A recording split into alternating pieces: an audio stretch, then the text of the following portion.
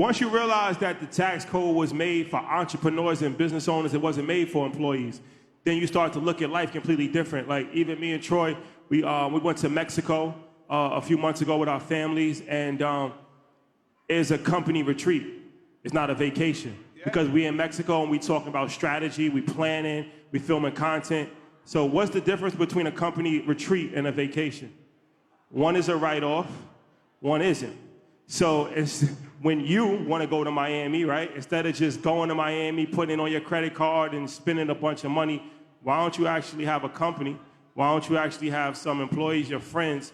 Why don't you go? Why don't you have a lunch? Why don't you meet somebody? Why don't you attend an event? Now that actually becomes a company retreat. Now that becomes tax deductible. This whole thing is a game, you just gotta understand it. But once you understand it, you realize that all of these things are made for entrepreneurs and investors. It's not made for employees.